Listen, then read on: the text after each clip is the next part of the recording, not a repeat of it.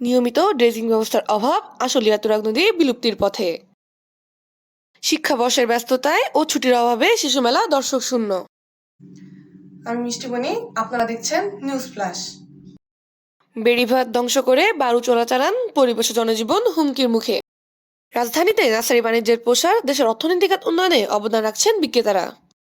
অস্থিতিশীল পরিবেশ সৃষ্টি হওয়ায় জাতীয় চিড়িয়াখানায় কমছে পর্যটকদের সংখ্যা। দখল, ভরাট আর দূষণে একটু একটু করে নিখোঁজ হতে চলেছে তুরাগ নদী। নদী হারালে আমরা হারাবো আমাদের ভবিষ্যৎ।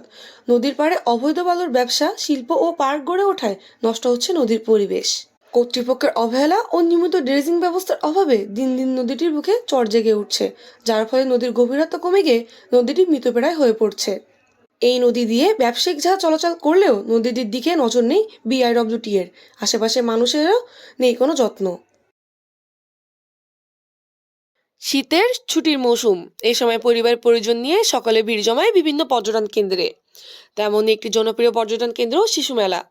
ছোট বড় সকলের জন্য এটা বিনোদন কেন্দ্র হলেও শিক্ষাবর্ষের ব্যস্ততায় এবং ছুটির অভাবে শিশু মেলা দর্শক শূন্য হয়ে পড়া সমস্যাটি বর্তমান সময়ে বেশ প্রকট। ফলে একদিকে যেমন শিশুদের মনোরঞ্জন এবং শিক্ষার বাইরের জ্ঞান অর্জনের সুযোগ কমে যাচ্ছে, অন্যদিকে মেলা আয়োজকরাও আর্থিক ক্ষতির সম্মুখীন হচ্ছে। অবৈধ বালুর চোরাচালান একটি জটিল সমস্যা, যেটা প্রতিনিয়ত ঘটছে মিরপুর একের বেড়িবাঁধে। গদি বসিয়ে চলছে এই ব্যবসা। মূল সড়কের পাশে অনেক জায়গা নিয়ে তৈরি করা হয়েছে বালুর উঁচু স্তূপ। বালু চোরাচালান শুধুমাত্র অর্থনৈতিক অপরাধ নয়, বরং পরিবেশ ও সমাজের জন্য ব্যাপক ক্ষতিকর কারণ হয়ে দাঁড়িয়েছে। নির্মাণ কাজের বৃদ্ধির ফলে বালুর চাহিদা বেড়েছে, যা অবৈধ বালু উত্তোলনকে উৎসাহিত করে। আইন প্রয়োগকারী সংস্থাগুলির অদক্ষতা এবং দুর্নীতি এই সমস্যার প্রধান কারণ হয়ে দাঁড়িয়েছে। একটি গাছ হাজারো মানুষের জন্য। পরিবেশ বাঁচাতে এবং জীবন বাঁচাতে যেন গাছের বিকল্প কিছু নেই। বর্তমানে শহরাঞ্চলের নার্সারিগুলো পরিবেশ বাঁচানোর উদ্যোগের পাশাপাশি গাছ বিক্রির মাধ্যমে অবদান রাখছে দেশের অর্থনৈতিক খাতে। সামগ্রিকভাবে বলতে গেলে রাজধানীতে নার্সারি বাণিজ্যের প্রসার পরিবেশ ও অর্থনীতি উভয় ক্ষেত্রে ইতিবাচক প্রভাব ফেলছে। এই প্রবণতা অব্যাহত থাকলে আশা করা যায় রাজধানী আরও সবুজ ও পরিচ্ছন্ন হবে এবং দেশের অর্থনীতিও উন্নতির দিকে এগিয়ে যাবে।